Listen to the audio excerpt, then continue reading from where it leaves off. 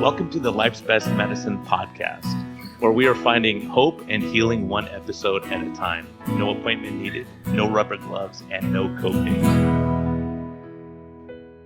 Just a healthy dose of life lessons to help equip you for this wild journey we call life.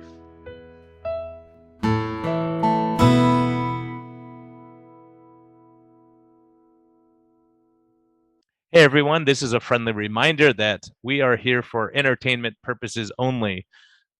We may not even be that entertaining at times, but this is not medical advice. Talk to your doctor, check with your healthcare professionals before making any lifestyle changes or medicine changes. What we're talking about is our clinical experience and what we've seen. And so if you really want our advice, you can consult us. You can actually consult me as a doctor, or you can consult my guest and get all your questions answered. But we can't give free medical advice because we can't pay our bills with that. But we can help to educate you a bit and allow you to think a little bit. And always reach out to your medical professional before making any lifestyle changes. Thank you. Discover a new path to wellness at Arizona Metabolic Health. Dr. Brian Lenskis offers advanced medicine and personalized care, treating the root causes of your health concerns, not just the symptoms. Whether you're seeking direct primary care, effective diabetes management, or medical weight loss, with a holistic approach, our team is here to guide you every step of the way. Visit ArizonaMetabolicHealth.com today to learn more about our innovative health solutions. Just want to give a shout out to Health Code, Get Health, GETHLTH.com. Great protein shakes, vanilla, and chocolate macadamia. Both are awesome. Great way to reset for the new year. A lot of us may have had some cookies and cakes and different things during the holidays. Now it's time to get back and reset that metabolic clock here. So reach out to Health Code. They're doing some great work. They've been a great sponsor for me. They have berberine there that helps with insulin sensitivity. They're coming out with some new products that I'm really excited about. They have some flavorings. You can go on their website and check them all out, see what flavors you like, that you could add to your vanilla or chocolate to spice it up a little bit so you're not having the same thing all the time. So Happy New Year. Health Code, thank you for all you're doing. And I'm really excited about some of your new products that are coming out. So everyone, please support them. They've been a great support to me. Thank you very much, and happy 2026, everyone. Hello, and welcome back to the Life's Best Medicine podcast. I have a real live doctor here, which is dangerous for me because generally when I have a doctor on and we talk shop, we get taken down for medical misinformation by someone on YouTube who's never been to med school, or I don't know what they do, but somehow they know medicine better than we do. So Dr. Ron Elfenbein, you've been through it, man. Tell people you're an ER doc. I am out in Maryland. I live in Maryland. I'm an emergency room doctor. Yes. So what possessed you to go into ER? How did you end up going through med school and all that stuff and, wanting to help everyone? How'd you go, I'm going to be an ER doc? Well, it's funny you asked. So my father's an orthopedist. My brother's an orthopedist. So I was pretty gung-ho orthopedic surgery. I loved orthopedics. But then I did emergency medicine. I was like, this is a pretty cool specialty, and it allows you to do all sorts of fun stuff and have a life. So I was unsure what I wanted to do up until the time the match list was due. And I actually interviewed for both orthopedic programs and emergency medicine programs, but then I wasn't going to let the rank list sort of decide for me. So I was up until midnight the night before it was due, agonizing over this. And I finally decided emergency medicine. I was very happy I did. Wow. Yeah. Yeah. That's pretty awesome. Yeah. It's a Yeah. great feel. I mean, of all the docs, I like the ER docs the best. ER docs, stressful situation. My good friend I interviewed on here, Mark Hernandez, we do a lot of volunteer work together. And it's funny because he would look, because being an internist, I was in a practice with over 2,000 patients, and I was busy and stressed all the time. And then we went to Guatemala and we come back. We get in the airport, I open my laptop and I had it's just going all the messages I had. He's like, ooh, and he started laughing. He's like, I feel bad for you. He goes, because when I leave the ER, I turn off my pager and I'm done. He goes, you guys, right? So, the ER is you guys work hard like crazy and it's stressful, but then you get 3 or 4 days off at a time. You get to go home and you get to turn it all off and go away. The worst part is the shift work. It's the constant rotations. That's the worst part. It messes with your body, messes with your brain. It's not healthy. It's not good for you. But the job is fun and it's exciting, and it's a really neat profession. I can't imagine really doing anything else. Yeah, it's just amazing the high adrenaline, just being able to help people at their worst and their most stressed, like being able to be that, we got you, we're gonna take care of you here and get you figured out. There's got to be a lot of reward to that. There's also, you get punched, you get kicked, you get stuff thrown at you, you Spit get on called it. all Yeah, sorts of that's the other names. thing. Yeah. So, there's that aspect, but, like in general, it's a rewarding field and you do get to, the best part I think is just your breadth of knowledge. You're not master of none, but you're sort of know a little bit about a lot of things. So it's, that part's good, and it keeps you on your toes, and it always keeps you learning, which is, I think, a huge block of life that you just have to maintain and just always be learning something. And I think emergency medicine really allows you to do that. Internal medicine does as well. But I think ER, like, you got to learn it on the fly too. So it's great. I And really ER is like it. such an acute thing too, and it's hard because it's such a high. Like you're seeing so many patients, you have so many. You have to multi. You have someone with a broken leg over here, someone's overdosed over here. And you got like it's so crazy. You go from room to room, and it's like us internal medicine is kind of the same. A lot of the same type of stuff we're seeing, but the diversity of what you're seeing, suturing and intubating and all these kind of things. It's just like there's such a broad spectrum of emotions, I would imagine, during the day. Yes, and that's also hard. You have like somebody you have to give horrible news to, and then you go into the next room and you have to play with the little kid and be happy with the little child because you got to make them feel comfortable. So that's really, really hard. That's very emotionally draining. Having to give bad news just ruins your entire day, obviously.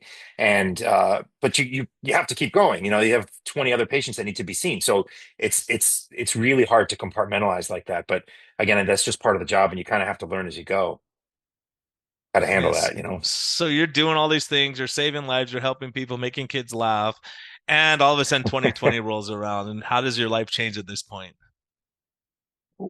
Well, so it changed in a couple different ways. Obviously, in the emergency room, it was like night and day. I mean, well, it's funny. I kind of knew what was coming because I saw the pandemic in at the time it wasn't a pandemic; it was just in China. But I'm like, there's no way this thing is staying in China. It was they were boarding people up, if you remember, like boarding cities up in China, and I'm like, there's no way that is staying in China. Like it's already here. Yeah. So I kind of knew what we were in for, and I started to prepare myself. And I owned an urgent care at the time as well, and I started to prepare the urgent care for what was coming. It's actually kind of funny because my daughter was supposed to be the genie in Aladdin in elementary school, and she was all excited, and we were all happy. And my, Oh my my yeah. parents were coming in, my wife's parents were coming in, and I sent them all an email and I said, you might want to think twice about this. And my wife, who's also a physician, by the way, got so angry at me. She's like, what are you doing? The CDC says it's going to be okay. You don't know what you're talking about. Hmm. Blah, blah, blah, blah. But she got so mad and you're just scaring people. And a week later, they closed the world down. So it was a scary time and for everybody. And especially, I mean, I remember, you probably did the same thing. You come home and I had a little station in my garage. I would take my clothes off and I would like throw them right into the washing machine and I would go right into the shower before my kids could touch me, before I would touch anything in the house. I mean, it was like we had this ritual of decontamination, if you will. It was just crazy. But Yeah, that my was our buddy's an life at the ER doc. time. He was sleeping and like they had a little trailer. He goes, I'm staying in the trailer till this settles out. I'm not gonna expose you guys. And yeah, so he would like stay away from his family because like when he had after his shifts for a while to make sure he was good for a day or two. Then he'd So yeah, it's a lot. There was a lot of unknowns and going, oh guys, is this as bad as we think it is? Is it? At first I thought it can't be that bad. Then I go, this is gonna be bad. When I was on giving a talk and everything got locked down and I was in Colorado, all the ski resorts, everything closed at the same time. So what do? Jam everyone into the airports. We're getting crammed all Right. together, to get out. And And you're like, this is not good. If this thing's that bad, I'm gonna get it right now. I never got it at that time, but yeah. Yeah, and it was scary. I mean, in the ER, everybody was like the mantra at the time was intubate, intubate, intubate, intubate early, which means putting a breathing tube into people's lungs. And that's what we did. Of course, that procedure in and of itself, makes it risky for the staff because you're aerosolizing all these particles when you're doing it. So we had these things called PAPRs, which are like these space helmets that you'd wear Yeah. and you have like a pack on your waist that has an airflow, so it's constantly blowing air, and you can't hear anything because all you hear is this fan Oh blowing, yeah. and you're trying to see out of like this thing that's always fogging up, Oh and you look like an gosh. alien, like coming from Mars. Like it was crazy.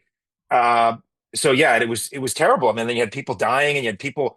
whose family couldn't come back and be with their family members. It was really, really horrible. And it was a really, really tough time for everybody. And people were just insane, like it was because of stress and because of, the unknown. And it was terrible. I mean, that's no other way to say it. Yeah, and you don't want to, you're worried about your coworkers, you're worried about, people getting sick and, and it had to be hard too, staff wise, because if anyone had a sniffle, they're not coming to work, right? So Yeah. it was like staffing was a huge issue for a lot of the ERs and having enough. And then I heard you talking yesterday. I had to skip out because I had a patient emergency, but you were talking about you couldn't get masks, you couldn't get gloves and goggles and, all that kind of stuff was like short supply too. Yes, and so I was mentioning my urgent care. So we had this facility, and I could see what was coming. So we started to stock as much of that stuff as we could. But you had to find sources. So it was like one day, I mean, you felt like almost you were like a drug dealer because you were constantly trying to get your next fix because you'd get a box of gloves, and a box of gloves will last you, an hour, 2 hours maybe. So Yeah. then so you're constantly trying to find more gloves. At one point, we ordered a pallet of gloves from China, and this tanker airplane came in with a pallet of gloves for us. It was like 10,000 boxes of gloves, um, because we were so busy and, constantly trying to chase down that. Like, again, I use the drug analogy, but it's that next fix. It was the gloves, it was the gowns, it was the masks, it was the N95 masks, it was the hoods, it was the testing supplies, it Yeah, all the was gowns and everything. Yeah, it's just an everything. insane amount. Plus, you're going back and forth between all these patients, so you're changing all the time. Right, right. So It's you'd go insane. through hundreds of pieces of equipment in an hour, and then we went from one site to 8 sites very quickly with the urgent care because we were so busy with testing, and we were like the only game in town. And we actually were sending people into nursing homes when nobody else was doing that because the nursing homes were just sort of left to fend for themselves. So I started these go teams that we would send into the nursing homes to test the nursing home patients and the staff because they were basically left there to die, which was just horrible. And at least this way we could say who was infected and who wasn't, and then we could separate people and try to Yeah. help everybody survive. It was really crazy. It was a crazy time, and it was just a constant battle of like logistics and finding stuff and making sure you got everything. And you said people calling out, and then how do you even get them to work, and how do you hire people And because people nobody got wanted to scared too. They work. go, I'm not working, forget it. I'm not going to be Right, exposed. Like a lot of people left exactly. out of that. So how do you hire people? I mean, all this stuff was just you had to sort of write it as you went. It was yeah, it was. I keep using that word, but it was just a crazy, crazy time, and it was very hard to do everything that you needed to do because of just what was going on. And as remember, the world was shut down, and that impacted everything and everybody. So it was tough. And did it get to a point where in your ER where people were afraid to come in? They go, I'm not going in. Like, was there a Oh, time when it slowed down? Oh, absolutely. The volumes dropped precipitously. I mean, it went from, you would see in the ERs, and I was actually picking up extra shifts because the ERs, as you said, people didn't want to go to work. So I was trying to help out, picking up extra shifts in different emergency rooms. University of Maryland. I live in Maryland, so I was picking up shifts there, picking up shifts at MedStar, other facilities. They were like rushing your credentials through if you were willing to work. Normally it takes, 3 or 4 months to get credentialed to go to a hospital, but they were doing it in 2 weeks because they just didn't have the staff. So I was picking up extra shifts, and ironically, I guess if you want to look at it that way, they were, we were staffing appropriately because the volumes just dropped, like they tanked, which was unfortunate because you had people who were having heart attacks and things like that that weren't seeking care. Yeah, they weren't going in. Yeah, forget Right, it. I'm not taking right, my and chances. I'm not going to end up in the room locked up by myself. Yeah. so they were dying at home, or they were getting sicker, or you were missing diagnoses because people weren't getting the care that they needed, and that was very unfortunate. But yeah, our volumes just tanked. At the urgent care, though, we were seeing, I mean, our volumes went through the roof, which is why we went from one site to 8, because people, remember, to do anything, you needed to get a test. And anybody who, if you had anything, any symptom at all, you were told, go get tested because you probably have COVID. So it was, everybody and their brother was beating down our door to try to get tested. I mean, we had a line literally Well, to go at to one of our, work, you had to be tested and all that. People, some yeah, works 2 or 3 times a week, and it was like, yeah, wild. we had at one of our facilities, we had we'd opened at 8, people would start lining up at 4 a.m. and our lines would be a mile and a half long. I'm not exaggerating, of cars onto a highway. and we had to hire off-duty police officers to kind of manage the Just volumes for because testing. just for testing. Yep, just for testing. Wow, that's Yes, amazing.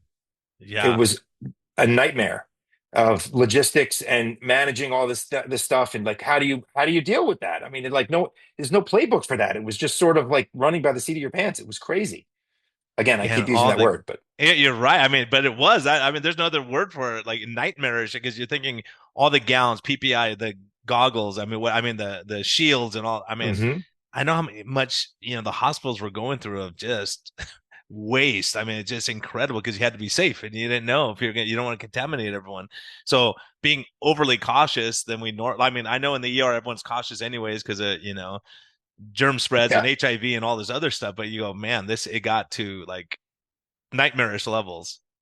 Yes, and you remember, I mean, the N95s were in such short supply that they had this whole protocol where you take your N95 off, you put it in a brown paper bag, and you could reuse it for like a week, which is crazy because all of a sudden, OSHA ceased to exist during the pandemic. All the rules that we have to follow, 99% of the time just went out the window because of the pandemic, which just seems to me to, again, be crazy because either the rules should apply or they shouldn't apply. And if they should apply, then how do you just decide that you're not going to have them apply? It's Um, crazy. Like I remember I was watching it because I know the rules are really strict. Like when you get the N95 mask, you have to be fit tested, and they have to keep those mhm, records for I think 5 or 10 years. yep. And like if not, OSHA's shutting you down. And so actually one of my friends who's a contractor, he had his guys and they were cutting some fiberglass or something. He goes, you know what? I'm gonna protect them extra. I'm not just giving the Home Depot mask. I'm getting N95. So he found, and it is back before COVID. Anyways, OSHA comes in and he goes, oh, all you guys are wearing N95 masks. He goes, yeah, yeah. I wanted to make sure they were safe because and they go, where's the fit testing log? I think he got fined $10,000 per employee that was not fitted. And then at the Super Bowl, they just dropped them all off and go, here you go. You're going to the Super Bowl. Everyone put an N95. Here you go. And like no fit test, no nothing. Like that's going to do something. And you go, wow, what's going on Yeah. like what you're saying from a medical perspective? You go, wow, we've never done these things before.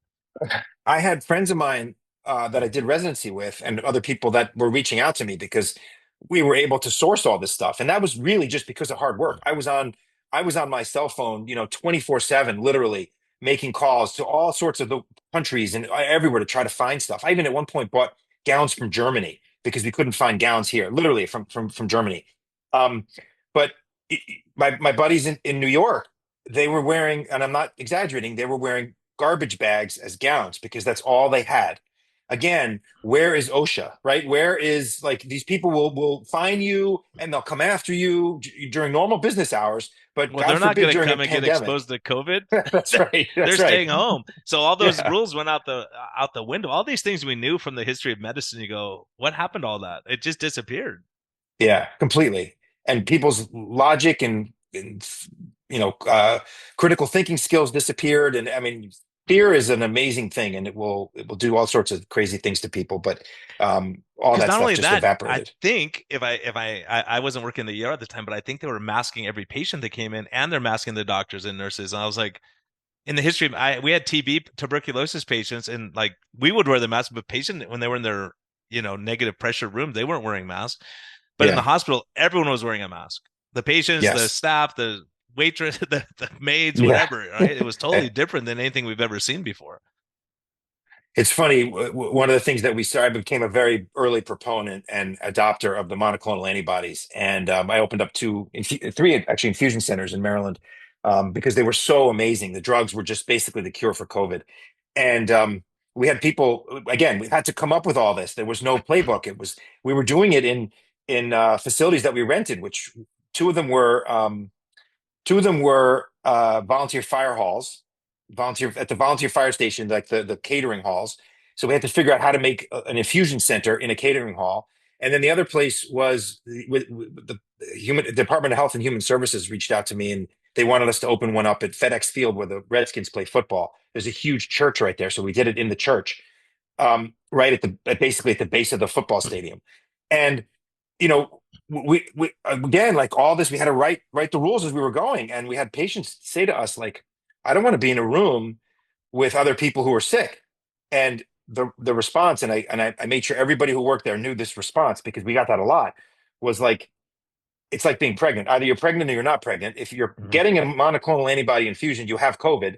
You're not going to get it again because the guy next to you has COVID. Yeah, Like exactly you right. already Yeah. have it. So you're not Yeah. going to get any sicker because he's coughing on you. And of course they were masked, but it didn't matter. Like, people Yeah. didn't want No, to be people were that so close. scared. Yeah. Yeah. Yeah. Exactly. I get And it. I Yeah. understood that. But again, But yeah, it's the people, reality. You're already pregnant. Don't worry about getting pregnant again. You right, already got it, right. right? Yeah. Yeah. It was, again, a crazy And time. you were seeing huge Um, benefits from the monoclonal antibodies. oh, enormous. I mean, I saw the we same actually, thing. I saw the same thing, and then they go, "No, you can't have them anymore." yeah. And so that's kind of what got me into trouble. That's why you're here sitting with me right now talking. Yeah. So we became the largest supplier of monoclonals in the state of Maryland, bigger than Hopkins, bigger than University of Maryland. And the reason was because it was this, I don't know where you in California what the process was like, but in Maryland it was so onerous for a doctor to prescribe the monoclonals. It was like a 3-page online document you had to Yeah. fill out and then print it and then fax it. And of course, they're not getting paid to do that. So nobody was going to do that. And it took 45 minutes for each patient. So no doctor was going to do that. So I said, all right, I started up a call center and I had it staffed, throughout the day. And we ended up needing to hire lots and lots of people because we got really busy. And I started handing out the phone number to every doctor in every emergency room. And I said, look, don't deal with the stuff. Just give our number to your patient if they test positive and you think they'd be a good candidate, and let us do all the paperwork. So all of a sudden, we were infusing hundreds and hundreds and hundreds of people a week, and we needed to open up another center and then another center. And then the federal government reached out to me and asked me to open up a center with them and with the Maryland Department of Health. And the stuff was amazing. I mean, the number needed to treat on that is like 14. So what that means for your audience is that like how many people do you have to treat to have the desired outcome? And the desired outcome in this case is either protection from death or hospitalization. And just to put this into perspective, everybody who has a heart attack gets an aspirin. And the number needed to treat for aspirin is like 65 or 70. So you have to give 70 people or 60 people, whatever, somewhere in that range, an Mhm. aspirin to have one life saved. Whereas the monoclonals is only 14. I mean, you don't see that in medicine. It's just Yeah, you don't remarkable see it like you look stuff. at statins, the number needed to treat. You go, "Wow, it's not like." Yes. Yeah, and when you start realizing how many people have to be treated in order to prevent one case or to have the outcome you want, and so when you see, 1 in 14, that is dramatic. Yes. Now, let me And just ask you because I'm just curious. Because so the criteria to come to you to get infusion, was it that they tested positive on PCR for COVID, or is it they had to be symptomatic, or was it just a mixed bag of whoever like everyone wanted to get it because they were afraid of getting COVID because their mom's well, really sick or yeah, initially they were very strict with the criteria. So I had Yeah. to train the staff to like I had a like an algorithm, a bunch of questions. And I said, excuse me, for the people on the phone, just run through this list of questions with everybody who calls. And as time went on, those started to relax. Of course, you had to be COVID positive, but excuse me, eventually there was a monoclonal antibody that could be used prophylactically for people who were exposed. So we started to use it for exposure prophylaxis, but we tried to limit that because obviously, if you're 21 years old and perfectly healthy, you probably don't need to go out to get a monoclonal Yeah. antibody infusion. So we Yeah. tried to limit it to people who really needed it, That but were at increased risk, and you go, okay, that you were got at increased diabetes risk. and you're morbidly obese, or you have Right. cancer, those kind of things. Yeah, for sure. Yeah. Exactly. How about downsides? Were there downsides that you were seeing routinely in clinic? Like, no, nothing. No, not So at you all. weren't I mean, seeing like negative effects of people, having anaphylaxis or crazy stuff happening. no, in fact, I hired a pharmacist to be on call as a friend of mine. I said, "Look, I want you to be on call for any questions that our staff has or our providers have while we're doing this." And he agreed, and he was on call. And I don't think he ever got called. And I think I got one or two patients had some phlebitis, which just it's just like a swelling around where the IV Yeah, site went. people get that from a blood draw. Exactly. So that was it. I mean, this stuff is Yeah. amazing and it's so innocuous. What we did also do is we were giving people extra fluid because that makes you feel better. And we were giving, which by the way, we also couldn't get. You couldn't get saline. There's a national shortage of saline too. So it was hard Yeah, to find that's that. right. And we were giving people Zofran so that they were nauseated. And we were giving them Toradol, which is an anti-inflammatory Hmm. medicine, make them feel better. So, we were trying to treat them also while they were doing this, but we had literally no side effects, zero. Well, I mean, we had a couple of people that, again, when they got the IV placed had a reaction. They Yeah. syncopized, they passed out. But again, Yeah. that's because Yeah. you're getting an That's IV. That happens with blood draws, like you Yeah, it said. has nothing to do with the treatment. It's more just the prep, like doing the like when you stick the needle in people's arm. My daughter passes out every time, right? So these vasovagal things are going to happen for sure. Yeah, there's no way around that. But honestly, we had no, and we probably did, I don't know, 3,000 infusions, 4,000 during the entire course of COVID. And we literally, people would tell me that they were feeling better within an hour. I mean, literally, like that wasn't the norm. The I norm had was patients within the same. 24 hours. I had the same But experience. I mean, my patients were like, "Oh my gosh, that was like a miracle for me, like incredible." So I'm like, "Okay, good," because at that time, from a primary standpoint, they were saying, "You know what? Wait till your patient turns blue and send them to the U, send them to the yeah, ER, and let yeah, those guys take care of them." And you go, "Wait a minute, I don't think I exactly. like that. I want to do something. What can I do?" That's why I started reaching out to people behind the scenes that were knowledgeable and in fighting viral infection. You go, "Wow, there's a lot of stuff we can do." To prevent them from, because you're already overfled in the ER, you're overfled in the urgent care, and everyone's getting and just doing the testing alone is labor intensive. Yes. And we actually were the first, I'm very proud of this. We were the first site at that FedEx field with the government. They didn't want us to do testing. And I brought it to them and I said, look, we should do testing. And I had to convince them. And they were very, very anti the testing part. But I said, look, if we test somebody and they test positive, we can get them right into the chair, which is right across the hallway immediately. Whereas, as you know, you will lose a certain number of patients to follow up if you test them and then have to call them back later and say, "Oh, you tested positive. You should come get an infusion." Only a small percentage of people will actually show up to get the treatment. Whereas if we had it right there, we had the results in 15 minutes, And we and all we could knew that say, too. Yeah, and the earlier you "Yeah, treat, the better off they're going to be. Their prognosis is that exactly." much better. Exactly. So we became the first to do that, and we became the model for the whole country. Of basically, I called it test to treat. So we had two rooms. We had a testing room, and then we had a treatment room. And you'd go in the testing room, and then we would send you back out to your car, and if you were symptomatic, and tell you to wait.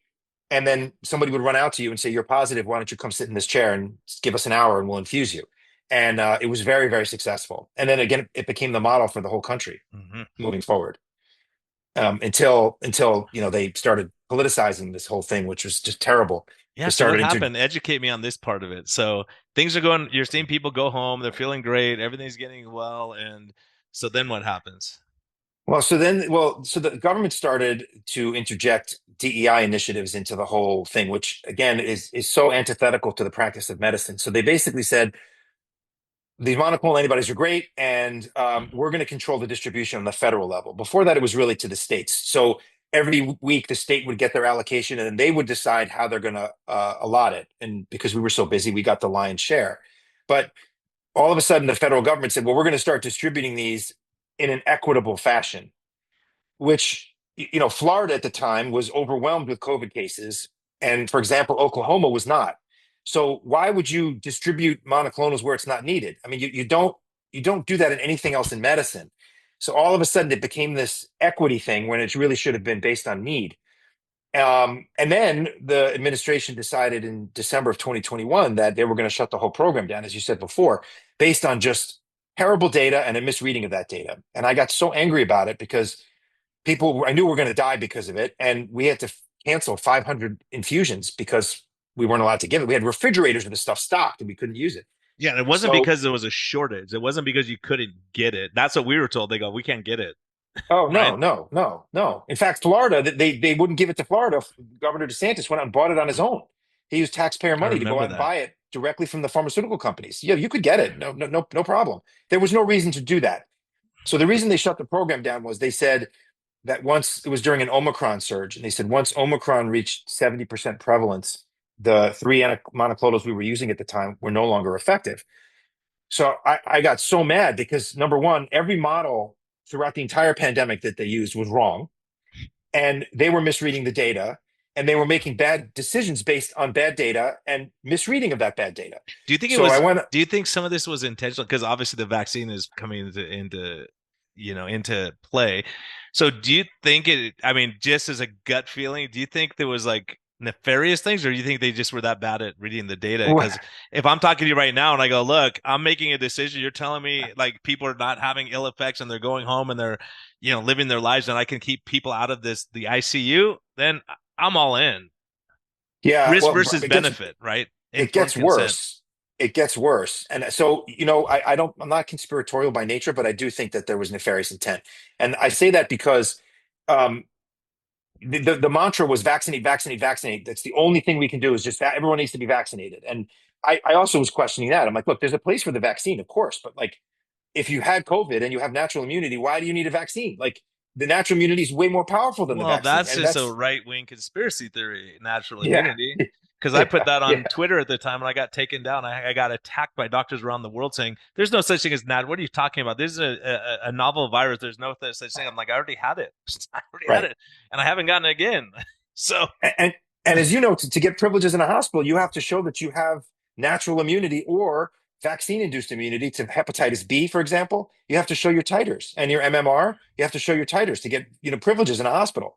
So why weren't we checking titers on patients who had COVID? and It's we, not something new, I didn't even know we you had the know? technology to do it. And then I realized, like, oh my gosh, we can check the spike protein antibodies, we can check the nucleocapsid, we can look and see, hey, if you had COVID, you go to the end of the line to get the vaccine. You already had it. Your chance of Right. having you know what I mean? If you're metabolically healthy and you're doing okay, you go, what are we doing? And when you Right. question it, they would think you're the crazy one, and you're looking around like, Yes, it made you feel like you were like this dumbest person on the earth and you were some sort of conspiracy nut.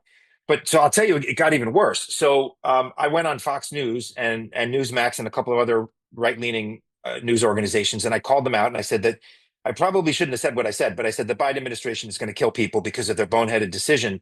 And I'll send you the link to the article so you can see. But and I said they're misreading the data, and I said this is the height of bureaucratic arrogance because even if you believed that the 70% prevalence, you don't know that the patient in front of you has Omicron. There's no way to know that. yeah, So why not just give them, as you said, informed consent? Let the patient decide. If they say, yep. you know what, I want to take the risk, fine. Here's the medicine. Go ahead. Like, why should they take that away from people? But it turns out, so to your point, 2 weeks later, the government never apologized, but they issued a statement that said we misread the data by a factor of 50%. It wasn't 70% prevalent, it was 20% prevalent.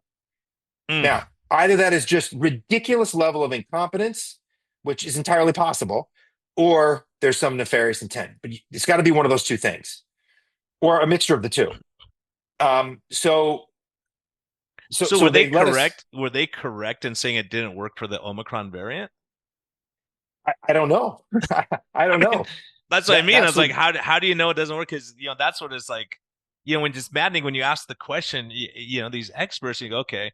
When they say you need to get your updated booster, I'm like, okay, are they predicting what's coming, or they're basing on the one we just had? They go, oh, we're basing on the one we just had. Well, then that's Right. not predicting the upcoming variant. That's the one that we already. And if I already had it, then what benefit do I get from this? And when you ask that question, they go, "Oh, you're anti-vaxxer." I'm like, no, I'm just asking what is the risk versus benefit for me if I just had it a month ago, right? It's a basic logical question. And it's a question that everybody should have been asking, but people were blinded because they scared the crap out of everybody and they made you think the world was coming to an end. And the only solution was to get vaccinated. And again, I'm not an anti vaxxer. I'm not saying people shouldn't have gotten vaccinated, but that wasn't the only solution.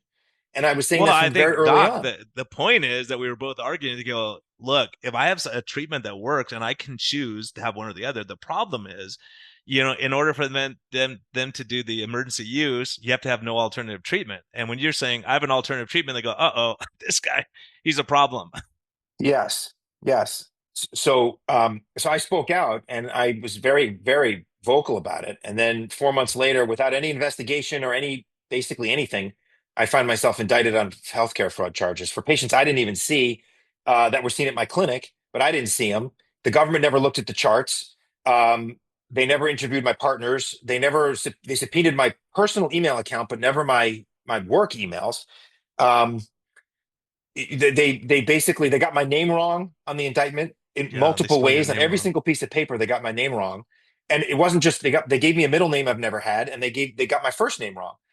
um Even the judge during a pretrial hearing said this seems like a case of quote shoot first and ask questions later, and that's exactly what it was. I mean, like they had no evidence, there was nothing, zero, and they just tried to destroy my life because of that. Did they have something where they're saying like people were saying they got two infusions, or what was their?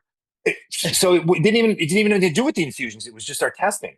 So they found three patients, and again, normally healthcare fraud is like patients that don't exist. Like you're Yeah. billing for Yeah. stuff you didn't do, right? Yeah.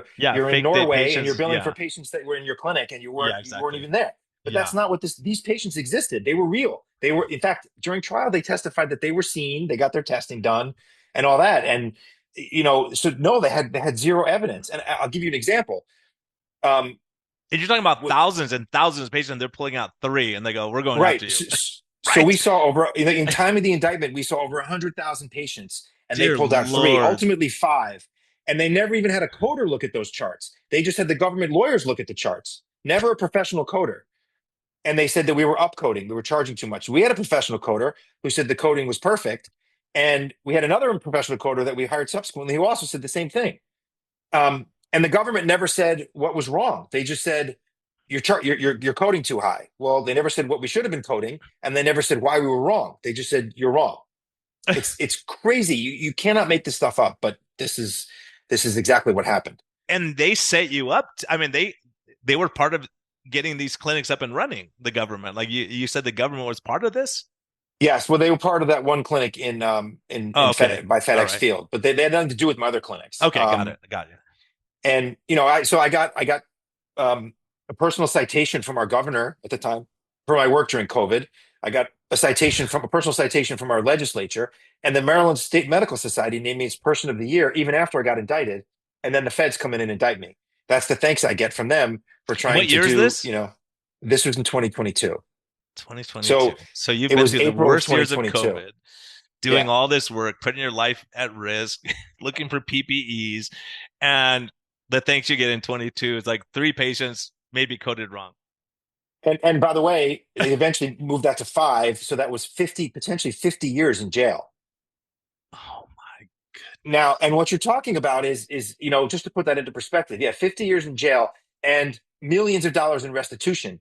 And basically, again, so you know this, Brian, but I don't know that your audience, there's basically five levels of coding when you're doing E&M coding, evaluation and management. And we decided because there's this chart, I have a copy around here somewhere, but here, there's a chart put out by the American Medical Association, which tells you how to code based E&M coding, which if you go through the chart, which I did hundreds of times, every single time it comes out the same level. So we decided, okay, here's our rationale. We're going to build a level four. I didn't hold a gun to anybody's head. I said to my providers, here's the chart. Here's what I think you should do, and here's how it should be built. And we have providers testify that they were free to make decisions. If they wanted to change the coding, they could change the coding.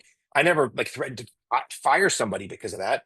Um, but what they're supposed to do is if they have a billing dispute, which is what this is, they're supposed to ask for charts and do a chart audit, and then call you and say, let's discuss this Yeah, because we because think how do you know it's on a level four without looking at the chart and what you documented in your chart? exactly.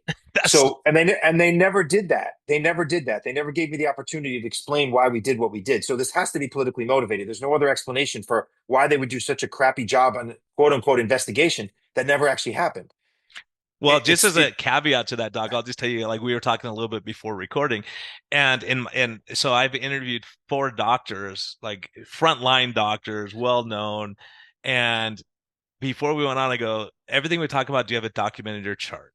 Yes, I have it documented too. So we talked about we had documented charts, what we saw in clinic, what we were doing to treat it, maybe bad effects of certain treatments, and we get taken down for medical misinformation with no one calling us. No one said, hey, let's look at your charts. Exactly what you're saying is like, we just don't like what you're saying. So we're going to take you down. We're going to censor you. Yeah, and it was so bad that the first day of trial, the their first witness, the government's first witness, had no idea, and he's the guy that they kind of built the whole case around, and he had no idea what he was talking about. My lawyers, really just ripped him apart on cross-examination to the point where the judge told the jury to leave the room, called us up to the bench, and this is all, by the way, in the trial transcripts. You can read this if you And want. is this in 2022 also? This is This happening the was in same year? 2023. 2023. 23. So you're He still treating people and you're helping people, and then you have to go through all this, and it takes you out of the ER, Oh takes yeah, you out I of couldn't treating work for two patients. years. I couldn't work for 2 years. I couldn't even get out of bed almost for 2 years. I mean, this ruined my life. Um, Oh my gosh. and the judge points his finger like this at the government. It says, "What the hell are you doing? Where's the crime here?" your expert, quote unquote, expert witness just got the word he used was impeached, utterly impeached on the stand, and knows nothing about He got his anything. butt handed to him. And he said, "I'm about to throw this case out right now." And oh, you'll see, Judge, there's more evidence. He said, "Well, you better show me something." And Wow. to give you an example, like what their evidence was, so when you have to prove a crime of like fraud, you have to prove two elements. You have to prove falsity, that there actually was a crime, and then you have to prove intent, so that the person had the intent to cause harm, to do something illegal. So to prove intent, I sent out multiple emails to my staff saying, explaining E&M coding, evaluation and management coding, and saying this is the bread and butter of how we get paid, which is the truth. 90+% of what we get paid comes from evaluation and management coding. And I probably said that, I don't know, 10, 15 times out of the thousands of emails that I sent during COVID. But the government put that up there again and again and again, saying it was even in the indictment.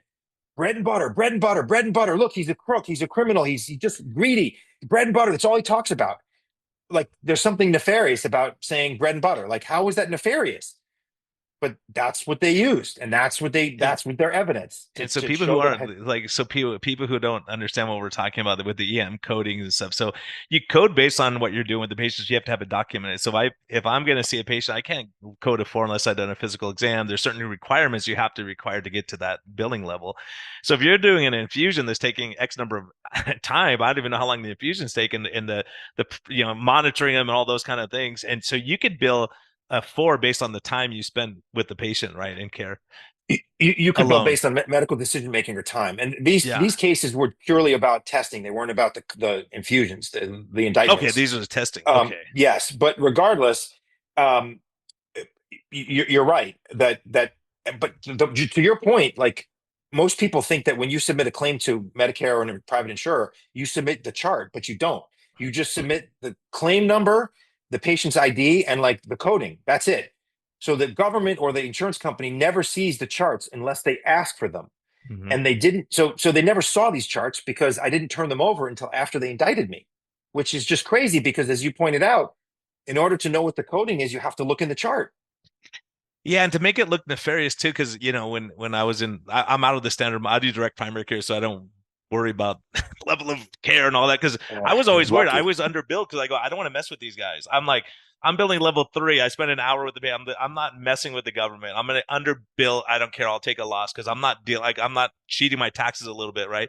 So But with those kind of things, a lot of doctors are that way, but there's actual classes for doctors all the time on coding. Like here's how you upcode. Here's how you yes, say what and all the HMOs do it, all the PPO. They do it because they want to get paid by the federal government. So I'm like, I'm spending all my time learning coding. Screw this. I want to take care of patients. So that's why I right. jumped out of the system. I go, I can't take this anymore because, if I say your pulse is down a little bit, now you have peripheral vascular disease. You can't prove or disprove that. Like I go, I think it's subjectively is below. And like, so they would train doctors on this kind of garbage, and you go, you're not helping patients on this.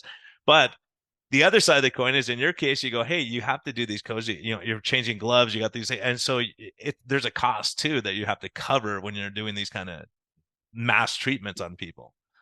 Right. Well, and the other thing too is that I don't know if you're aware of this, but with the coding laws and rules, undercoding or overcoding are both bad, Yeah, you get and into you could trouble get in either way. trouble for doing either. Right. Exactly. So when I went through this chart again, the AMA's chart, and when I went on the American Professional Coders Association's website, they have a calculator. It always came out as a level 4. So in my mind, it's a level 4. So if I bill a level 3, I'm committing a crime because I'm undercoding purposefully, which you're not Yeah, I supposed got to in do. trouble. I got called in. I got in trouble because a friend of mine who was the head of trauma surgery came in as an HMO patient, and I waived his copay for $20. So I'm like, I'm not going to charge my Oh friend yeah, $20. Got in trouble. I got called in. They go, you cannot do it. That's enticement. I'm like, enticement for $20. Like, but they yeah. have these rules, and they're like, they can come after you, and it's crazy. And just again, like, so I'm not even a member of the American Medical Association. I have nothing to do with them. I don't particularly like them. I don't like I'm organized with you. medicine. Yeah, I'm They with you. wrote an amicus brief on my behalf to the court saying that Really? the rules that the government came after me for quote unquote breaking, they wrote, and they said Wow. he didn't break the rules that you're coming after him for, and they still came after me, Wow. and they're I can't still believe they coming did that. after me, by the way. Yeah, that's it. Which So the judge is saying, look, you have no evidence. They go, it's coming. So This So the did that ultimately got dismissed, or they just put it on hold, or what happened? fast forward, the judge issues a 93-page opinion, which is really stunning because the judges don't do that. And I mean, the Supreme Court doesn't issue 93-page opinions. 93 pages. And he went through, I mean, very courageous guy. Like he took his time and he just ripped the government a new one. And I want to read you some of the quotes because they're pretty telling. And I mean, I how have long them. was this trial process that you went through It till you was get three these weeks. 3 weeks? The trial was 3 weeks. It was the worst 3 weeks of my life. Oh my gosh. This whole situation was just, I mean, I probably lost, 5, 10 years on my life expectancy because of it. I didn't sleep for 2 years. I didn't eat. I mean, I was a shell of myself. I mean, it really like my kids, I It's have 4 kids. stressful, man. This is your Oh, longevity. You got your kids, and they know they're putting you through hell. three of my kids had to go into therapy. They were all well-adjusted straight A students. They all had to go into therapy. One of them wouldn't leave my bed. My 12-year-old daughter would not leave my bed for an entire year. She slept with me every single night. I sat there staring at the ceiling and she slept next to me. Um, I mean, here's a couple quotes from the judge in that 93-page opinion. The court, having closely observed the testimony and parsed the evidence in this case, concludes that the evidence weighs so heavily against the verdict that it would be unjust to enter judgment. There can, of course, be no crimes if the defendant complied with those rules. The government did not carry its burden, and no reasonable jury could have so concluded. Um, the court, having closely observed the testimony, sorry, I already read that one. I mean, there's so many of them. It goes on and on and on. He Yeah, said, 93 pages of scathing saying, hey, what the heck are you yeah, guys doing here? citizens, including healthcare providers, cannot be held to criminal account for doing only what a technical regulation is reasonably read to permit. He just went on and on and on about this.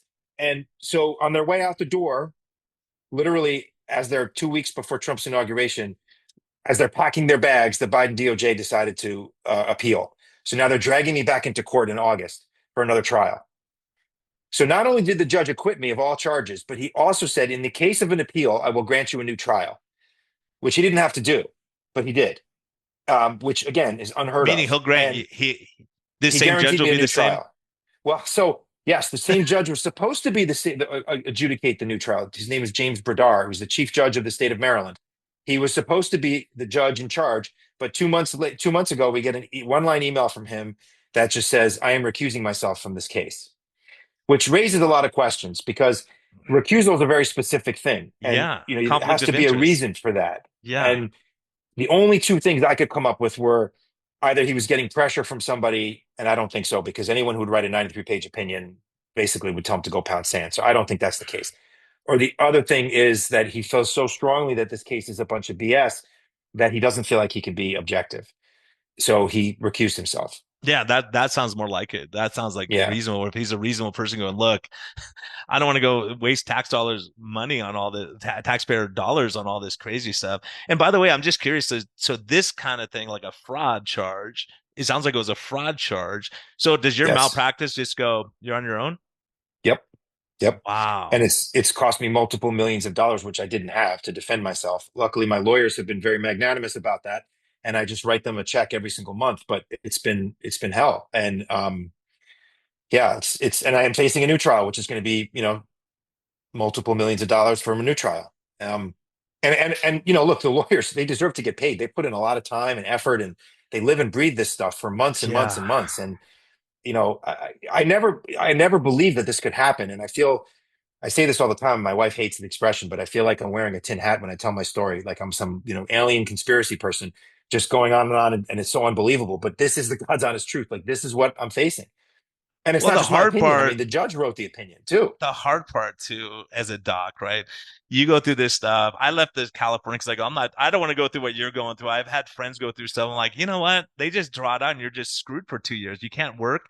And if you apply for a license in another state, they said, are you under investigation? And we're, yes, California, Maryland. Oh, sorry.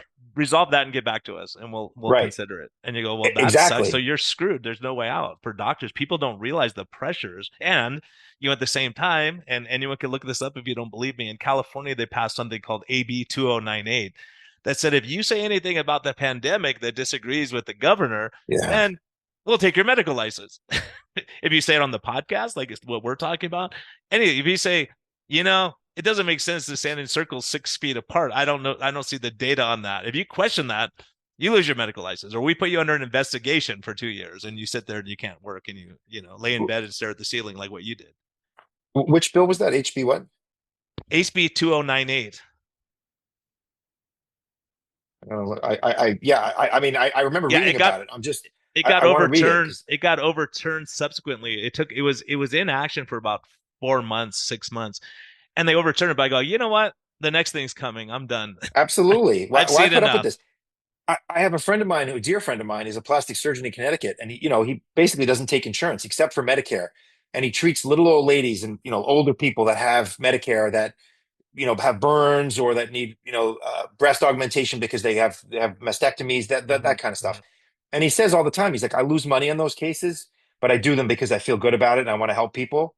And he's like, you know what? Screw this. I'm not taking Medicare anymore after what happened to me. He's like, I don't want anything to do with this insurance Hmm. industry, be it federal or private, because look what they're doing to you. Like Well, they can do it to me. yeah, that's why I stepped out too, because I go, I'm not taking a chance. Because the other thing is, if you have, say, what I'm thinking of a scenario, but if I'm charging one patient in my practice, if I'm billing Medicare for that one patient, and someone else comes in, and they go, I don't want to use my Medicare, I just want to pay cash. You can't do that.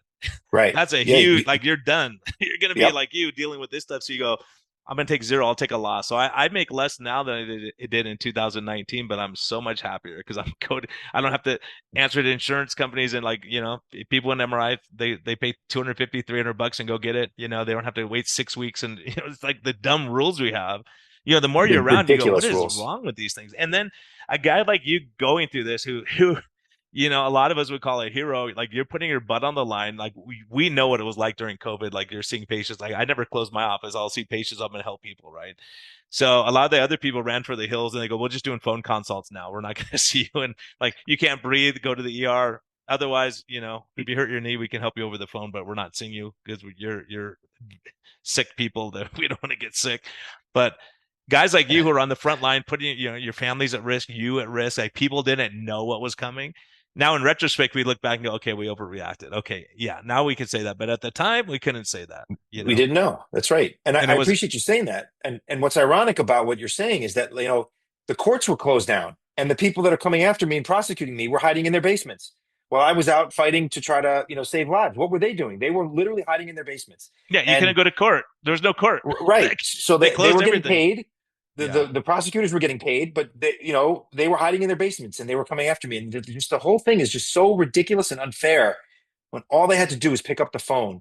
And obviously, this is not a billing dispute. This is a political hit job. But if it really was a billing yeah. dispute, all they would have had to have done is pick up the phone and say, could you meet with us and explain your rationale here? Exactly. Let us see your charts. Let me look at it, right? That's the reasonable thing to do. Yeah, But when it's lawfare, like you said, this is lawfare. This is going after you and they go, we know. Like, just like anything, someone can slip and fall in your backyard and they sue you and you have to go through all this stuff. You have to get an attorney. They were never in your backyard, but you have to prove they weren't in your back, these kind of right. things. And you go, and then we see these guys. I mean, as well as I do, practicing as long as we have. You're probably way younger than me, but I remember it was I always don't like know when you about that. looked at the medical boards. You've aged more than me, though, in the last couple of years, I could tell you. Uh, Yeah, no but question. you always say, like, you would see that when the medical board went after someone's license, they were having sex with a patient in the break room, or they were doing crazy stuff. They're snorting cocaine, and it was never something like this where they're going after you. Go, this would be like, I mean, when you look through these charts, like, you go, oh my gosh, like, you'd have to do egregious things to get your medical license taken. Like, it's Yeah, like a soap opera. It would have to be crazy stuff. And now and it's like, and well, you gave someone vitamin D. right, right, What? right. Or you tried to prescribe ivermectin, God forbid. Oh, I'll tell you this, Doc, and people listening, I called the California Medical Board and I go, look, and what I did first, I called 5 pharmacists that were my personal patients. And I go, hey, I have a question for you. What's the deal with ivermectin? Like, what's your opinion on ivermectin? They go, my opinion or the official opinion? I go, what's your opinion? Your Yeah, opinion. They go, I'd use it. I go, who's using it? They go, doctors are using for their families and friends, but they're afraid to use it because. So I go, I call the California Med because I reached out to several doctors who were using it with great success, like, kind of like what you're saying. And I called the medical board. All right, send an email to the medical board. No response. Send another one. No response. 4 emails, no response. I called the medical board and I go, hey, and I held for 2 hours to talk to oh someone at man. the California Medical Board. And I go, hey, I'm just curious. what's your official stance on ivermectin? Will I lose my license if I use it? And they go, you're supposed to reach out and write it. I go, I sent you four emails over the last 3 weeks and no one's responding. My patients are asking, what should I tell them? And he goes, well, just use your discretion. So I'm asking you, is there a speed limit? You're going to say, I'm not going to tell you if there's a speed limit, and then I'm going to get a bunch of speeding tickets next week, right? You guys Right. don't have an opinion, or am I going to get in trouble? Am I going to lose my license? They go, do what you think is right. That was basically the answer. I'm like, then you come and get me later. Right. Of course. Of What you course they're thought going was to come right get you wasn't later. right, so we're going to come get you. I tried to write for Ivermectin a couple times, and this has never happened to me in my. I finished residency in '03, so I've been practicing as an ER doctor basically since 2000.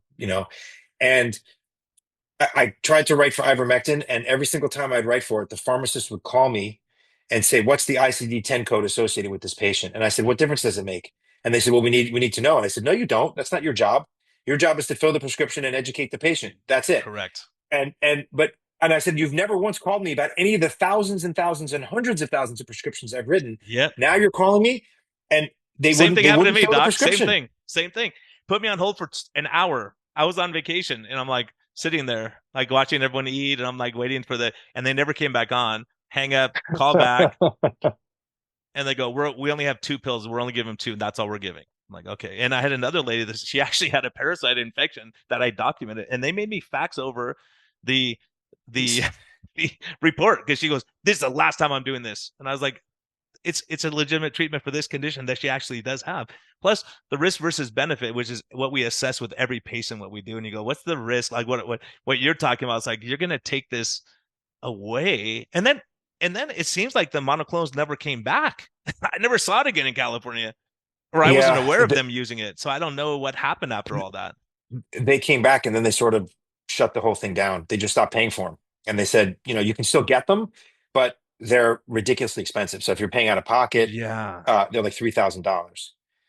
So So they even if you basically, had, but you were seeing, it's the same. I mean, I don't, I'll go back to when I was at LA County USC when we had the HIV pandemic and we were treating PCP, pneumocystis pneumonia, with Bactrim. And all of a sudden the government said, can't use it. And we were seeing people walk out like they were getting better. They were yeah, getting healthy with advanced HIV disease. And they go, you can't use that anymore. Then we watch everyone die. You go, this is crazy. Like who makes these decisions when people are dying? And like what you're seeing, if we're in that much of a concern, you can't go after the guys who were on the front lines doing the best they can. And the people who yeah, called every wrong, like you said, every wrong call they made wrong call after, and we're watching it going, what is going on? Like you and I are yeah, looking, going, look, we practiced medicine long enough. We know what we're doing. And you see that, but there's no consequence to people who said, yeah, the vaccine is 100%. There's no risk. Fauci, I just saw it crystal clear. There's no risk at all for this. You go, there's not. Everything we do has a risk, right, right? right. Putting an IV in Absolutely. has a risk. Everything has a Yep. risk. 100%. Anytime you touch somebody, there's a risk. And you're right. There's been no accountability. That's the worst part. And, you asked before about nefarious intent. And again, not to sound conspiratorial, but how can there not be? I mean, how can there not be? Yes, With there is obviously a level of incompetence, no question about that. I mean, unfortunately, the smartest people in the world do not become government employees, and I'm not denigrating government employees because a lot of them are smart. But if you are, a super smart doctor, for example, working and for Fauci is probably not your goal, right? Because that's not where you want to be. Um, so incompetent, and the government is incompetent. So yes, incompetence is probably part of it, but there has to be more to it than that. It can't just be incompetence. like this, if they're going after you to 3 to 5 charts, you go, okay, like there's, people are amputating the wrong leg. I mean, there's so many bad, like you're going to waste your resources to go after this unless it's lawfare to teach you a lesson. And so you sit back and go, okay, that's like, people are running over each other and you're going to pull over the guy who's jaywalking, Right, right. right? And You go, and okay, yep. And just to put this into perspective, so again, I said we were billing level 4 for our testing patients, and the government never said why it was wrong or what the appropriate level is. But let's just say they thought it was a level 3. Again, that's a reasonable discussion we could have and say, well, yeah, okay, you think we should have built a level 3? Fine. we'll But pay you again, back that the never money and happened. we'll move on. But you're talking about is 5 patients, and the difference between a level 4 and a level 3 in monetary terms is probably like anywhere between $20 and $40, depending on the insurance company. So if you multiply that times five, you're talking about a maximum of $200. You're Yeah. talking about throwing me in jail over a billing dispute for $200 for 50 years? Yeah, it's unreal. It's unreal. Like you look at the penalty versus that, and then like you said, the same thing. All the OSHA rules went out. They didn't like and you look at, I mean, just from a, I mean, you've been around too, and you go, when's the last time a hospital got paid extra by the federal government either to intubate someone or to give them remdesivir, which we knew was a disaster? And you go, why would Right. they pay extra money for that? Why would you add 20% onto your bill? If I own the hospital, I'm like, you know what? Remdesivir for everyone, right? Yeah, of Because you're, course. I mean, that's a huge financial. I mean, we're looking at a couple $100 versus millions of dollars Millions. of Yeah. taxpayer It's perverse dollars. incentives that they provided. And, it's the same thing with everybody who died with COVID diagnosis, right? They got paid more for it. Like, it's just these things are just, they're, how can there not be some sort of intent behind that? I mean, it just doesn't make any sense. Yeah, I mean, there's, I mean, all the hospital. I mean, if you start looking, you'll find this everywhere. And so, the one guy who comes out, the problem is you were right too early, right? When you go, hey, this Yes. is what's working, Yeah. and you pissed Yeah. off the wrong person, and then they go after you, and you go, wow, this is just wild. So what's the prayer now? What's the hope for you that like you could wave a magic wand? What's the best outcome for you right now? So I mean, I'll tell you, I was quiet for 2 years. I didn't say a word. My lawyer's like, don't talk to anybody, don't talk to the press. The government puts out these press releases that say you're the worst human being on the face of the earth, and Yeah, that you you're, can't. and it's horrible to read this, and your friends are reading this, and your family's reading this, and you don't respond because they tell you don't say a word. Yeah, and you can't defend yourself. Correct. Yeah, So after the acquittal, and then they're now bringing me back. I said, you know what? I said to my lawyer, I'm like, I've decided I'm going to go public because people have to hear how stupid this is and how ridiculous this is. And I said to him, I know you're not going to like it. And he said, well, you know what? You already testified at your own trial, which also was very unusual, by the way. A defendant to testify at their own trial. I did. I testified. And he said, you already got tried once. So, like, what are you going to say that hasn't already been said? So go out and say it. So he was actually behind me. And so my goal in doing this is obviously to no bring public awareness, and because I'm not the only person, by the way, that's dealing with this lawfare nonsense, but I'm hoping that someone in the Trump world will look at this and take a step back and say, wait, what are we doing here? Is yeah. this really worth multiple millions of dollars of taxpayer? First of all, we're ruining this guy's life again, but aside from that, is it really worth the taxpayer money to do this when we don't really have a case? So I'm hoping that somebody will take that step back. And I will say that you never know who's listening. And I say that because I was on a podcast in December, and literally a few days later my phone rings. I don't know who it is. I answered. I usually don't answer the number, but if I don't know it, but I did. And it says, hi Doc, this is United States Senator so and so. I saw your podcast and I want to help you. And I had a lengthy conversation with him on his cell phone. He gave me his number, he gave me his private email address. And I live in Maryland. I'm 40 minutes from DC. So he invited me to his office. I sat in his office with him and three legal staffers talking Nice. about the case and everything. So you never know who's listening and who's paying attention and who has pull, because, somebody's out there's got to be the right person to talk to. It's just trying to find that person. It's really hard.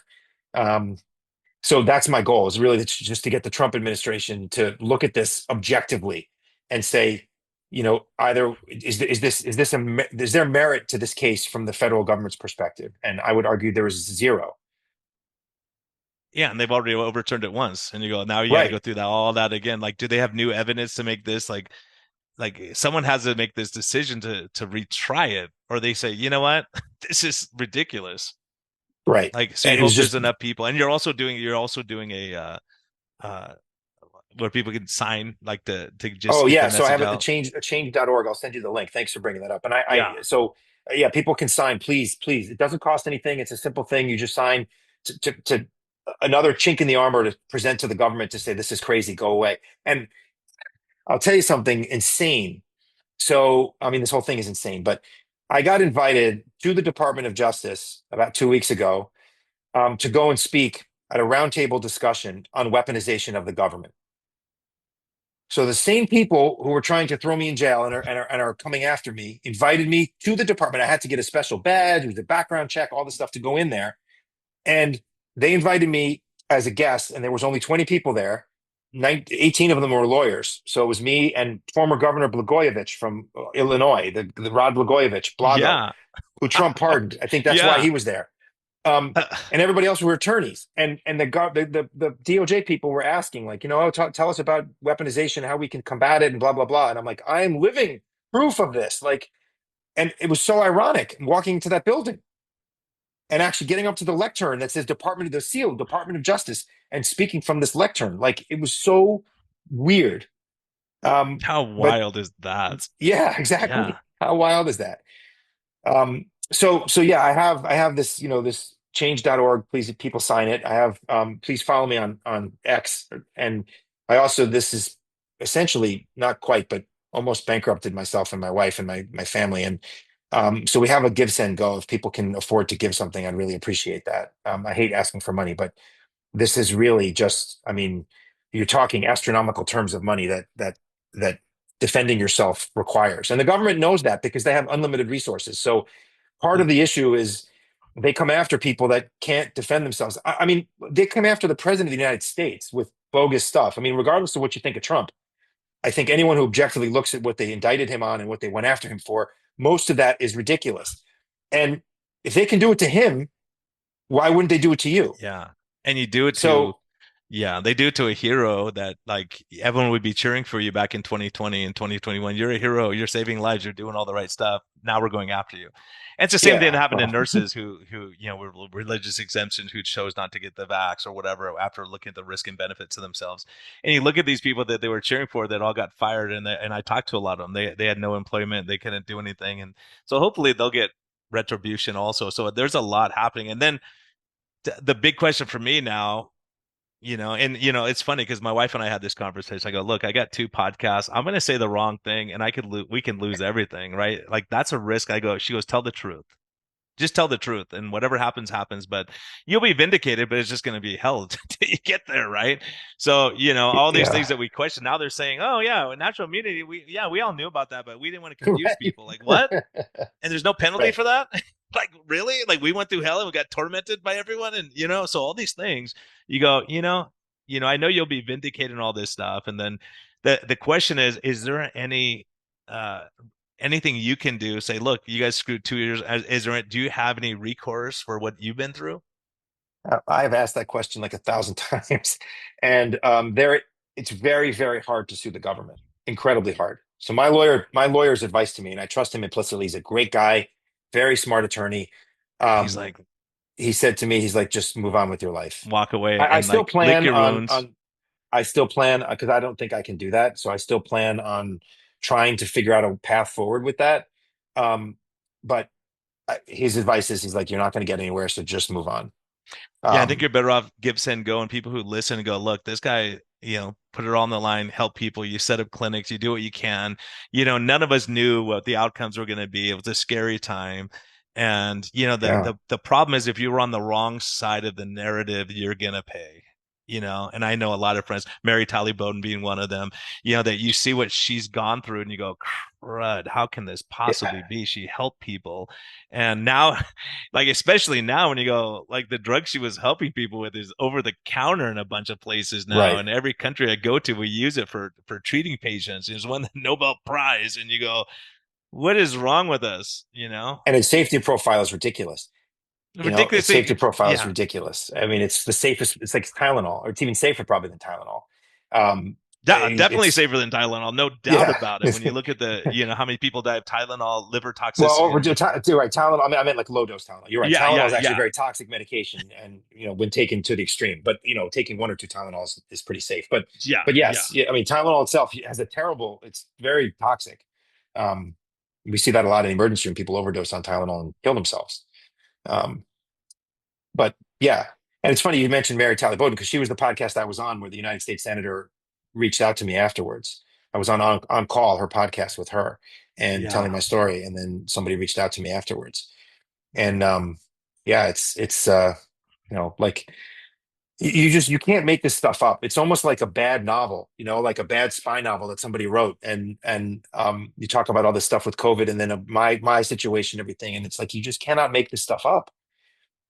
It's Fact, unbelievable. Like it's yeah, unbelievable as a fact is stranger practice. than fiction. When I saw your story, yeah, I didn't know about you till recently, and I was like, man, and I saw your, just your X, thing yesterday, and you go, man, like this is crazy what's happening to doctors. And I'm reading about doctors in Germany. They're in jail still because they questioned the stuff they were right, and they questioned it, and they're in jail.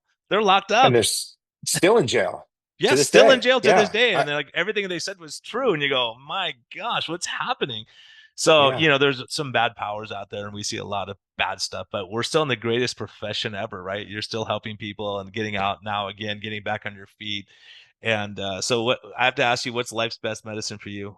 Like when you were going through the worst thing, when you're staring at the ceiling, thinking, "There's no end to this." What got yeah. you through So it? I'll tell you what got me through it is the YMCA where I go. I exercise like a fiend, and I use the sauna every single day. And I would preach that to everybody. Like, there's so much data on sauna use, and I mean, you're There's a laughing. ton of It data. I'm sounds laughing because there's a silly. ton of data. I looked at it myself and I go, "Oh my gosh, It's dementia, Parkinson, you unbelievable. name it."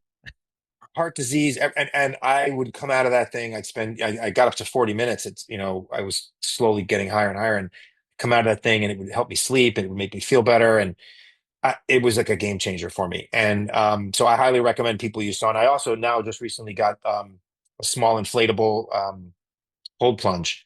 It was on sale at Sam's Club, so I bought it, and I love that thing. I get in that thing. I try Yeah, to get in every single day. It's very part of it is it makes you feel good, but part of it is psychological, because if you can go through that pain and discomfort, you realize that you can overcome a lot of things. So it's you just have to, it resets your mind. It's all I can, best way I can put it is it helps reset your mind. It's fantastic.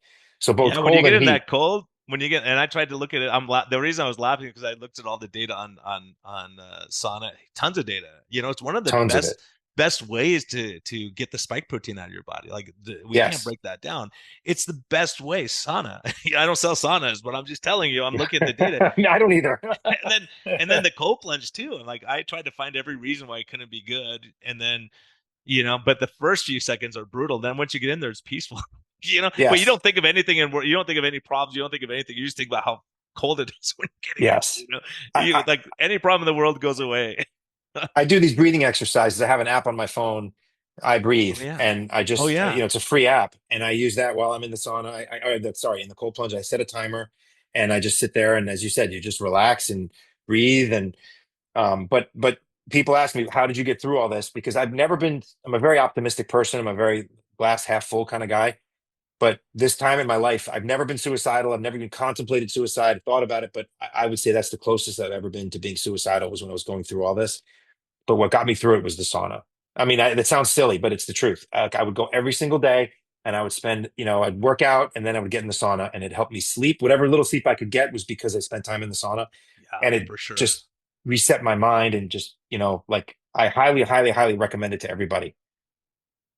Yeah, and like, and there's actual data on heat shock proteins helping with depression and stress and anxiety in the Hmm. in the hot environments and all that. So that's great advice. Going through that, just surviving it. And it's so hard. We go into medicine to help people, and you dedicate your life. Then you go through something like that, and it's just, it's just devastating. People, it's hard to. It's not our job. It's our calling. This is our career. This is what we dedicated our life to. And to realize, like, I've appreciated that much more because you realize how quickly it could be taken from you. I got a letter from the medical Yes. board, not from the my American Board of Internal Medicine. They go, in early 21, they knew it was safe and effective, and there were no side effects. And if anyone said anything bad, we'll take you. You don't deserve to have your accreditation. It's like, do they get a redo on that? Like, there's no one held accountable. As a matter of fact, a doctor I know is actually going to go after them for that, like to say Good. it's safe and Good. you need to do it if you say anything bad. Because our job, anyone listening, is to discuss risk and benefits. That's informed consent. Nobody got informed consent during COVID. They just forgot about it. And patient Nope. autonomy and all these groundings of our medical ethics got violated, and they wanted us to violate it, and we refused to do it. We'll take our license. And right. And you got to remember too, like, the foundation of science, the core tenet of science is to question everything. That's Yes. nothing wrong with questioning stuff. In fact, that's what you should be doing. That's what the scientific method is. Question everything. And anytime anyone tells you you shouldn't be questioning that, you got to ask, well, what's their motivation for not questioning? Why are you demonizing the people who are asking questions? If they're crazy questions, fine, then make the person then have an argument with them and explain why they're wrong. Exactly. It's easy. Like if I have someone that's going to argue stuff like this that we're talking about medical ethics, I'm like, let's have the discussion. I'd be glad to because they're going to look silly at the end because they don't That's have a right. ground to stand on. If you go, patient autonomy doesn't matter, like really, it does. And All these you'll beat them with things. facts. You'll beat them with facts. But instead, Yeah. when Well, I'm glad every you beat time, him with facts, and I'm sad you have to do it again. So I'm hoping that yeah, anything. thank That's you. when I saw your story. Go anything I could do to help you to get out of this, and like that reasonable people go, what are we doing here? You know. So I've seen these doctors go through the battle. Now they're getting people finally who are courageous enough to step up by them and go, okay, let's fight this. Let's if we have to reform the medical boards, if we have to clean up medical education and our journals, whatever we have to do, we have a lot of work to do. So we need good people and you put again guys like you put your life on the line and you put your reputation everything out there and I see you light up when you're talking about being an ER doc and that's important. There's Thank you. a lot Yeah. to that and I think just taking one day at a time. So anyone out there, look, this podcast, I have a sponsor, they're amazing, Health Code. So we don't need the money right now. So if you want to do give send go send it that way, send to the doc Oh, and we'll thank put you. links to all that Thank you. because we got to stand up. I mean, a lot of when good people do nothing, evil conquers everything. So we have to stand up to this lawfare craziness out there. And so yeah, anything little dime nickel whatever you can throw at his way, go for it because we got to watch out for each other. Yes, thank you. And it's interesting. So thank God I am back to work, but it was very hard, as you said before, it's very hard to get back into the emergency room. And it wasn't just because part of it was the hospitals. They would say, well, you got indicted. I'm like, well, yeah, but I got acquitted. Well, Yeah. you got indicted. And then even if they Wow. gave me privileges, the ER groups, their insurance companies wouldn't insure me because I hadn't practiced medicine in 2 years. So it Yeah. was kind of a catch 22. But so I managed to get back into my old group and I work occasionally on weekends and stuff. But I took a great job, which I just want to share with everybody because this is an underserved population that really deserves to be talked about.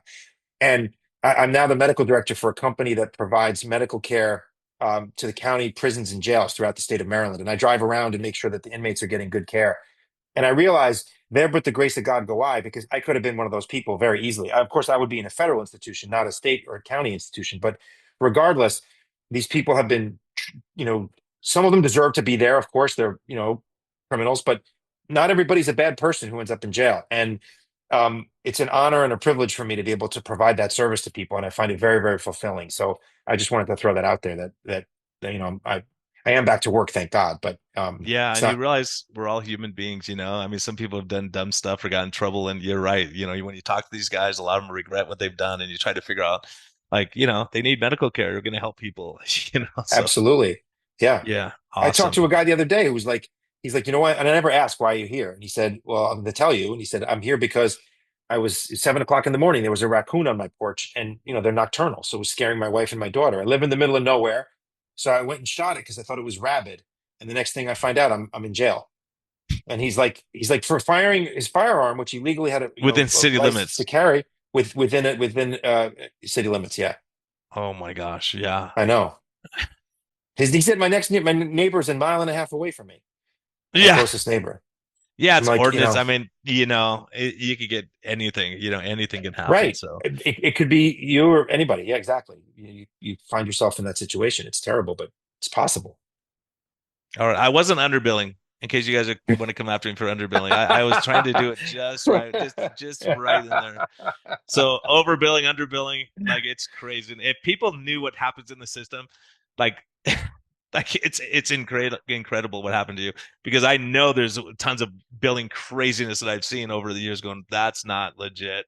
That is not Yes, there's legit. real fraud out there. Total There's real fraud. fraud. Yeah. There's people calling, billing for patients that didn't exist, and people billing, the MDE, like DME, sorry, durable medical equipment. These Oh, crutches, and I mean, that stuff pays really well. So all these people are And billing people for all don't this know. stuff. I get them all the time. People will send it to me. I go, like, I'll call my patient. Go, did you need a wheelchair? They're like, no. Why? And they just get someone's name.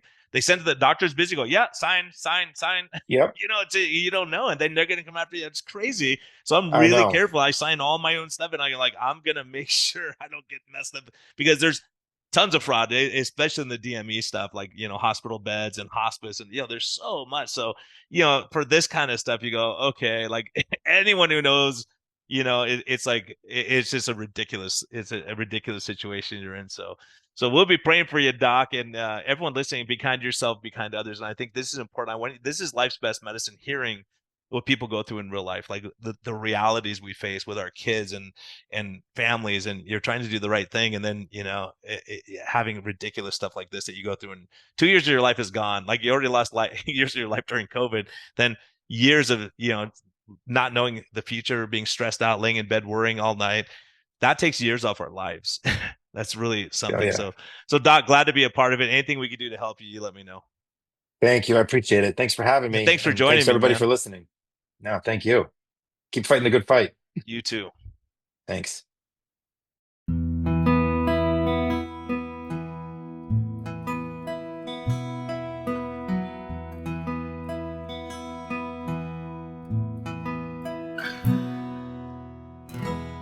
Thank you for listening to this episode.